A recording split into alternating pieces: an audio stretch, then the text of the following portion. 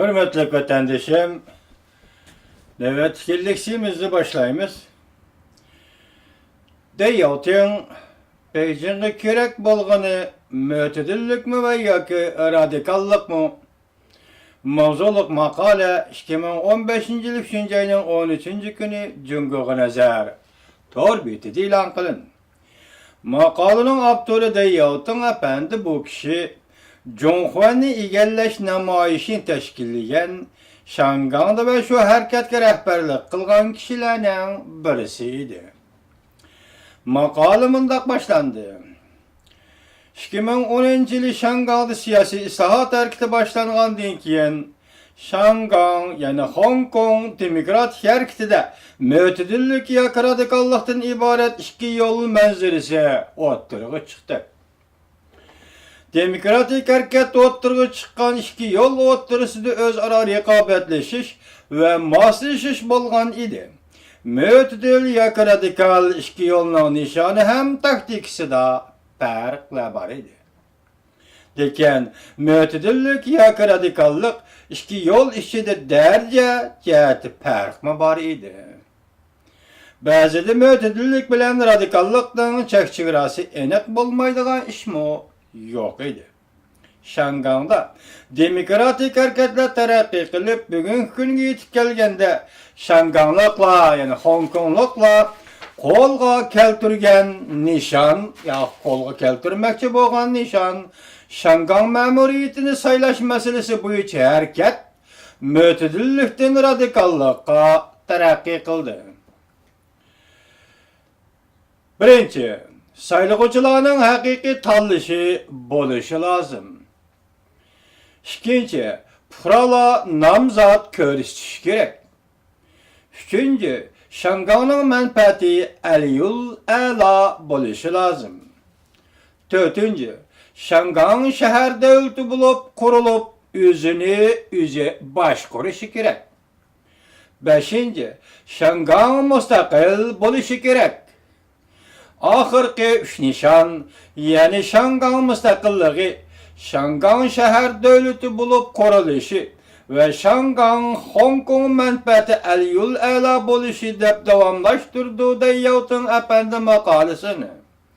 Ahırki üç nişan, nokol demokratik hareketten alqıp çıkan nişanlardır. Taktiki meselesi gelsek mütedillikten radikallıkka terakki kıldı deydi Deyotun efendi. Birinci, namayış ve yığılış katarlık kanunluk hareket. İkinci, söhbet elip beriş.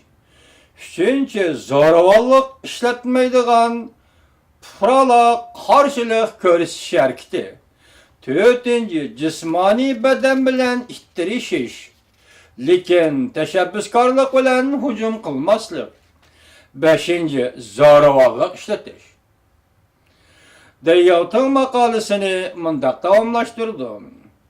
Başka jaylarda yüz bergen karşılık körüstüş hareketlerinin tecrübelerini elip kirsen, eğer hakimiyet taraf karşılık körsetkiçilerinin taleplerini bir taraf kılmasa, karşılık körüstüş mütedillikten radikallıkka terakki kılıdı. Bu körüstüş mütedillikten radikallıkka terakki kılıdı. Bu halet çokum yüz berdi. Bu digellik hakimiyet taraf karşılık körüstüş hareketideki mütedillerini radikallıkka iştirdi digelliktir. Başka jaylarda devletler yüz bergen karşılık körüstüş hareketlerinin tecrübelerden şu narsani ügünüp aldık ki zoravallık işletmeydiğen karşılık körüstüş hareketide zoravallık işletmeydiğen radikallık ottırgı çıkıdığan bolsa ondaqda hareketinin subyektide iki xil akıbet kelip çıkıdı. İcabi neticesi şundak boludu ki hakimiyet taraftarları radikal güçlerinin baş götürüşünü ümit kılmaydı. Mütedil karşılık körsetküçü güçler bilen söhbetleşip yarışını halaydı.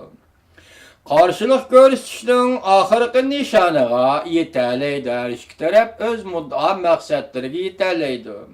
Biroq iki tarafdan selbiy oqibat ortaya chiqishi mumkin. Cemiyette bazı o'ttira septe turgan kişiler radikallaşışqa qarşı turganlıqdan qarşılık görüstüş hareketlerini qo'llamay turib olishi mumkin. O'ttira septiki qo'llovchilardan ayrilib qolganda qarşılık ko'rsatkichilarning umumiy kuchi ojizlab ketadi. Bu ikki xil oqibatning zodi qaysi xili Şamganda o'ttirga chiqishi mumkin? Deb savol qo'ydi Deyovtan apandi. Biz bugungi maqolamizni ikki qism qilib so'zlamoqchi edik.